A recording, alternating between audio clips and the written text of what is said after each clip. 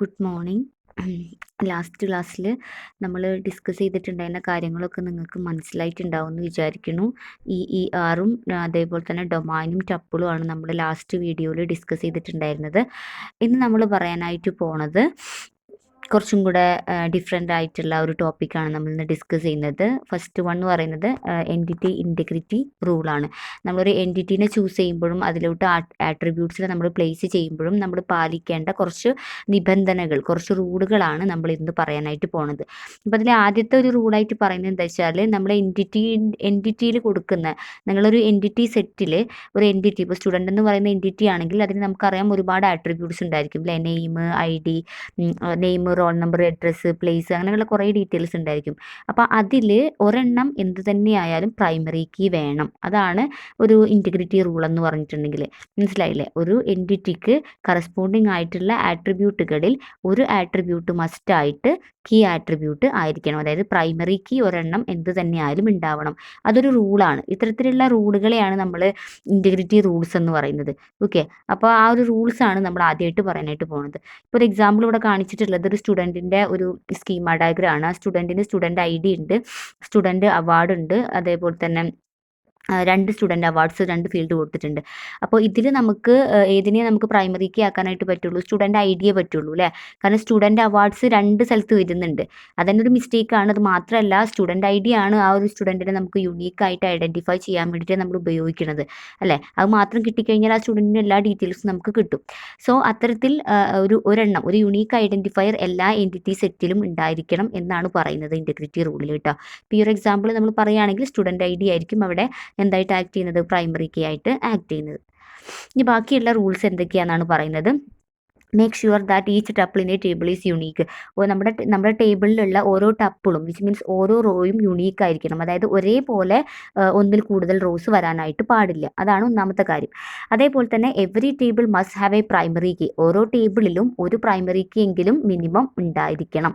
Okay, ഇപ്പോൾ നമ്മൾ student എന്ന് പറയുന്ന ടേബിൾ എടുക്കുകയാണെങ്കിൽ സ്റ്റുഡൻറ്റ് ID അതൊരു പ്രൈമറി കീ ആവുന്ന പോലെ. അതല്ല, നമ്മൾ എംപ്ലോയി ടേബിൾ എടുക്കുകയാണെങ്കിൽ എംപ്ലോയി ID അവിടെ എന്താവുന്ന പോലെ പ്രൈമറി കീ ആവുന്ന പോലെ. എല്ലാ ടേബിളിലും അറ്റ്ലീസ്റ്റ് മസ്റ്റായിട്ട് 1 പ്രൈമറി കീ വേണം. അതേപോലെ തന്നെ എവറി എൻറ്റിറ്റി ഈസ് യുണീക്ക്. ഓരോ എൻറ്റിറ്റിയും യുണീക്ക് ആയിരിക്കണം. വിച്ച് മീൻസ് സ്റ്റുഡൻ്റ് എന്ന് പറയുന്ന ഒരു ഡാറ്റാബേസ്, BCA എന്ന് പറഞ്ഞിട്ട് ഡാറ്റാബേസ് എടുക്കുകയാണെങ്കിൽ സ്റ്റുഡൻ്റ് എന്ന് പറയുന്ന ഒരു ടേബിളേ ഉണ്ടാവാൻ പാടുള്ളൂ. സ്റ്റുഡൻ്റ് എന്ന് പറഞ്ഞിട്ട് വേറൊരു ടേബിൾ ഉണ്ടാവാനായിട്ട് പാടില്ല. അതുതന്നെയാണ് ഇവിടെ പറയുന്നത്. അതേപോലെ തന്നെ the relationship primary key must have a unique value for each row. അതായത് ഈ പ്രൈമറി കീ ആയിട്ട് സെറ്റ് ചെയ്യുന്ന ആ ഒരു ഫീൽഡ് ഉണ്ടല്ലോ, ആ ഒരു ഫീൽഡിൽ ഒരിക്കലും റിപ്പീറ്റഡ് വാല്യൂ വരാൻ പാടില്ല. അതായത് ഒരു സ്റ്റുഡൻറ്റിന് സ്റ്റുഡൻറ്റ് ID എടുക്കുകയാണെങ്കിൽ 1 2 3 4 എന്ന് പറഞ്ഞിട്ട് അങ്ങനെ പോകണം. അല്ലാതെ 4 4 എന്ന് പറഞ്ഞിട്ട് റിപ്പീറ്റഡ് ആയിട്ട് ഒരു റോ വരാനായിട്ട് പാടില്ല.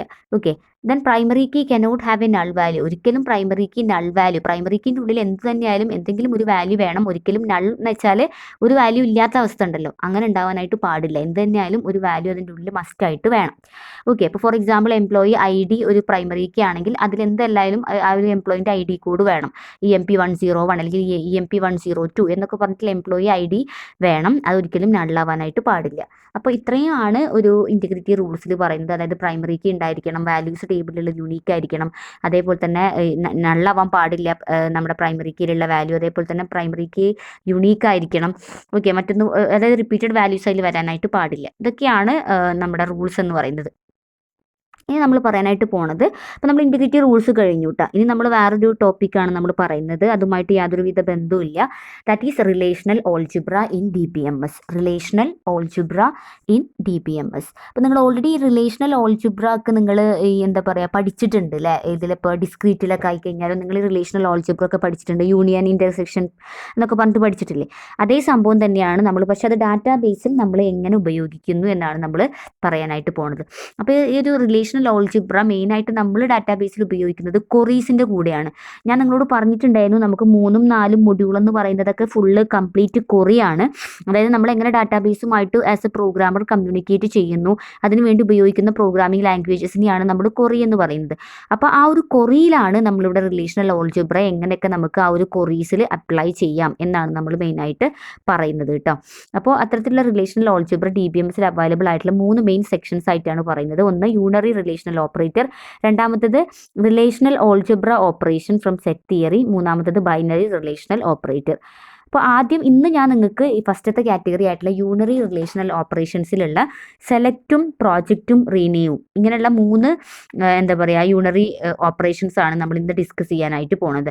ഓക്കെ, ബാക്കി നമുക്ക് അടുത്തടുത്ത ക്ലാസ്സുകളിലായിട്ട് നമുക്ക് പറഞ്ഞു പോവാം. അപ്പോൾ ആദ്യം നമുക്ക് യൂണറി റിലേഷണൽ ഓപ്പറേറ്ററിലുള്ള സെലക്ട് നമുക്ക് പറയാം. സെലക്റ്റിനെ നമ്മൾ റെപ്രസെന്റ് ചെയ്യുന്നത് സിഗ്മ, ആ സിമ്പിളിന്റെ പേര് സിഗ്മ എന്നാണ്. നിങ്ങൾ മാത്സിൽ സിഗ്മ പഠിച്ചിട്ടുണ്ടല്ലേ, ആ സിഗ്മ എന്നാണ് ഇതിനെ നമ്മൾ സിമ്പിളിട്ട് റെപ്രസെന്റ് ചെയ്യുന്നത്.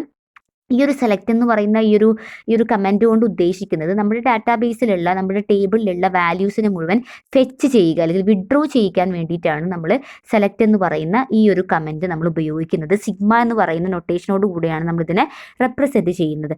അതുകൂടാതെ ഈ നമുക്ക് സിഗ്മ മാത്രമായിട്ട് കൊടുക്കുക, സിഗ്മ ബ്രാക്കറ്റിൽ ആർ മീൻസ് റിലേഷൻ വെച്ചാൽ നമ്മുടെ ടേബിൾ നെയിം അങ്ങനെ കൊടുക്കാം. അല്ലാന്നുണ്ടെങ്കിൽ സിഗ്മ പി ആർന്ന് കൊടുക്കാം. പി എന്ന് ഉദ്ദേശിക്കുന്നത് പ്രെഡിക്കേറ്റ് ആണ്, അതായത് കണ്ടീഷൻ.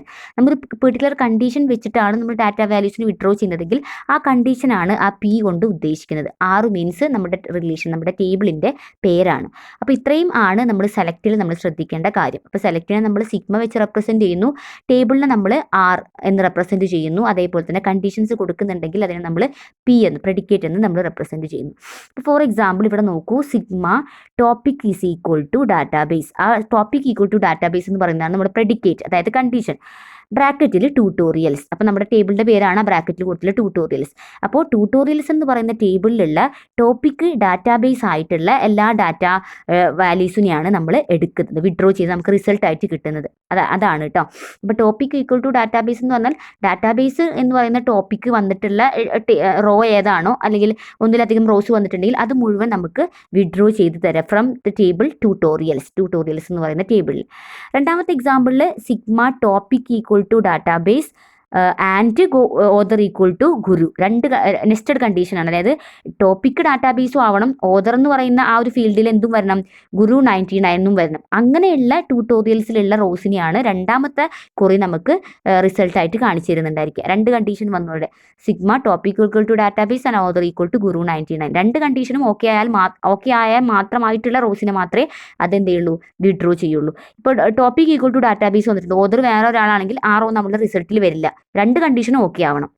ഓക്കെ, അതേപോലെ തന്നെ മൂന്നാമത്തെ എക്സാമ്പിളാണ് sigma salary sales greater than 50,000 customers. അവിടെ കസ്റ്റമേഴ്സ് എന്ന് പറയുന്ന ടേബിളിൽ സെയിൽസ് എന്ന് പറയുന്ന ഒരു റോ ഉണ്ടായിരിക്കും. ആ റോയിൽ 50,000 മുകളിലുള്ള വാല്യൂസ് വന്നിട്ടുള്ള കോളംസും റോസും ആണ് നമുക്ക് ഔട്ട്പുട്ടായിട്ട് കിട്ടുന്നുണ്ടായിരിക്കുക. അപ്പോൾ ഇതാണ് നമ്മൾ എന്തെന്ന് പറഞ്ഞിട്ടുണ്ടെങ്കിൽ സെലക്ട് എന്ന് പറയുന്നത്. സിഗ്മട്ട് റെപ്രസെൻറ്റ് ചെയ്യുന്നു, കണ്ടീഷൻസ് ഉണ്ടെങ്കിൽ പ്രെഡിക്കേറ്റ് കൊടുക്കുക, റിലേഷൻസിൻ്റെ ബ്രാക്കറ്റിൽ കൊടുക്കുക. രണ്ടാമത്തതാണ് യൂണറി റിലേഷണൽ ഓപ്പറേറ്ററിൽ പ്രോജക്ഷൻ എന്ന് പറയുന്നത്. പ്രോജക്ഷനെ നമ്മൾ പൈ എന്ന് പറയുന്ന മാത്തമാറ്റിക്കൽ സിമ്പിൾ വെച്ചിട്ടാണ് റെപ്രസെൻറ്റ് ചെയ്യുന്നത്. ഇപ്പോൾ ഇതിൻ്റെ പ്രത്യേകത എന്താ വെച്ചാൽ നമ്മുടെ ടേബിളിൽ ഡ്യൂപ്ലിക്കേറ്റഡ് ആയിട്ടുള്ള റോസ് ഉണ്ട് എന്നുണ്ടെങ്കിൽ അതിനെ എലിമിനേറ്റ് ചെയ്യുക എന്നുള്ളതാണ് പ്രോജക്ഷൻ്റെ മെയിൻ ആയിട്ടുള്ള ഉദ്ദേശം. പ്രോജക്ഷനും നമ്മൾ ഡാറ്റ വാല്യൂസിന് വിഡ്രോ ചെയ്യാൻ ഉപയോഗിക്കും. പക്ഷേ പ്രോജക്ഷൻ ഉപയോഗിച്ച് നമ്മൾ വിഡ്രോ ചെയ്യുന്ന സമയത്ത് നമ്മുടെ ടേബിൾസിൽ ഡ്യൂപ്ലിക്കേറ്റഡ് വാല്യൂസ് അല്ലെങ്കിൽ റിപ്പീറ്റഡ് വാല്യൂസ് ഉണ്ടെങ്കിൽ അതൊരു കാരണവശാലും നമ്മുടെ ഔട്ട്പുട്ടിൽ ഉണ്ടായിരിക്കില്ല. അതാണ് പ്രോജക്ഷൻ്റെ പ്രത്യേകത. ഇപ്പോൾ ഇതൊരു ടേബിളാണ്. Customer I D, customer name, status, ഇങ്ങനെ 3 ഫീൽഡുള്ളൊരു ടേബിളാണ്. 1 2 3 4 എന്നിട്ട് കസ്റ്റമർ ഐ ഡി ഉണ്ട്, കസ്റ്റമർ നെയിം എന്നിട്ട് ഗൂഗിൾ, ആമസോൺ, ആപ്പിൾ, അലിബാബ, അതുപോലെ തന്നെ സ്റ്റാറ്റസ് ആക്റ്റീവ്, ഇനാക്റ്റീവ്, അങ്ങനെ സ്റ്റാറ്റസും കൊടുത്തിട്ടുണ്ട്. ഇതിൽ നമ്മൾ പ്രോജക്ഷൻ അപ്ലൈ ചെയ്യുന്നതെന്ന് വിചാരിക്കുക. ലൈക്ക് ഇങ്ങനെ പൈ ആണ് നമ്മൾ പ്രോജക്ഷൻ യൂസ് ചെയ്യുന്നത്. ഇത് പ്രെഡിക്കേറ്റ് ആണ് കസ്റ്റമർ നെയിം കോമ സ്റ്റാറ്റസ്. ഈ 2 ഫീൽഡാണ് നമ്മൾ വിഡ്രോ ചെയ്യാൻ ഉദ്ദേശിക്കുന്നത്. ബ്രാക്കറ്റിൽ കസ്റ്റമേഴ്സ് എന്ന് പറയുന്ന ടേബിളിൽ നിന്നുള്ള കസ്റ്റമർ നെയിം, സ്റ്റാറ്റസ് എന്ന് പറയുന്ന 2 ഫീൽഡാണ് നമ്മൾ വിഡ്രോ ചെയ്യുന്നത്.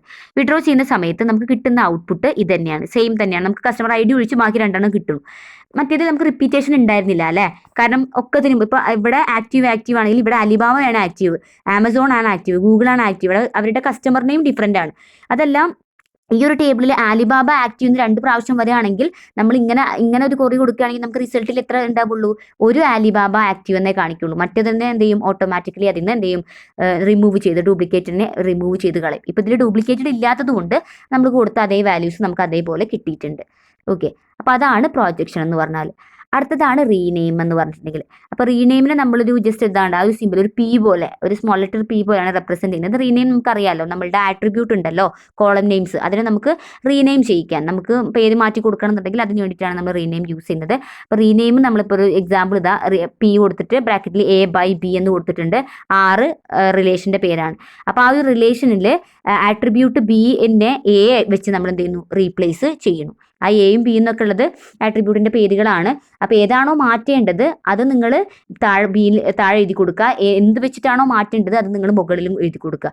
വിച്ച് മീൻസ് അപ്പോൾ അത് വെച്ചിട്ട് അത് റീപ്ലേസ്ഡ് ആവും. അതിനാണ് നമ്മൾ ഈ ഒരു റീനെയിം എന്ന് പറയുന്ന ഈ ഒരു പി എന്ന് പറയുന്ന നൊട്ടേഷൻ നമ്മൾ ഉപയോഗിക്കുന്നത്. അപ്പോൾ ഇത്രയാണ് യൂണറിയിലുള്ളത്. അതായത് നമ്മൾ സിഗ്മ, അതേപോലത്തെ സെലക്ട്, അതേപോലെ തന്നെ പ്രോജക്റ്റ് ആൻഡ് റീനെയിം. ഓക്കെ, 3 മനസ്സിലായില്ലേ? സെലക്ട് എന്ന് പറഞ്ഞാൽ നമ്മൾ കംപ്ലീറ്റ് ആയിട്ട് അതേപോലെ വിഡ്രോ ചെയ്യുക. പ്രോജക്റ്റ് എന്ന് പറയുമ്പോൾ കുറച്ചും കൂടി ഫിൽട്രേഷൻ നടത്തിയിട്ട് റിപ്പീറ്റഡിനെ ഒഴിവാക്കിയിട്ട് ബാക്കിയുള്ളതിനെ ഇങ്ങനെ വിഡ്രോ ചെയ്യുക. റീനെയിം എന്ന് വെച്ചാൽ നമുക്ക് റീനെയിം ചെയ്യാൻ വേണ്ടിയിട്ട്. ഓക്കെ, അപ്പോൾ ഇത്രയാണ്. പിന്നെ ഇൻറ്റിഗ്രിറ്റി റൂൾസ് ആണ്, അത് പ്രത്യേകം ശ്രദ്ധിക്കുക. ആ റൂൾസ് സാറ്റിസ്ഫൈ ചെയ്തിട്ട് വേണം നിങ്ങൾ ഡയഗ്രം ഒക്കെ വരയ്ക്കുമ്പോൾ ആ റൂൾസൊക്കെ നിങ്ങൾ സാറ്റിസ്ഫൈ ചെയ്യണം. അപ്പോൾ ഓക്കെ, അപ്പോൾ ഇത്രയാണ് നമ്മൾ ഇന്നത്തെ ക്ലാസ്. 2 ടോപ്പിക്കാണ് നമ്മൾ മെയിനായിട്ട് ഡിസ്കസ് ചെയ്ത്. ബാക്കിയുള്ള ഓൾജിബ്രാസ് നമുക്ക് നെക്സ്റ്റ് ക്ലാസ്സിൽ ഡിസ്കസ് ചെയ്യാം. Okay, thank you.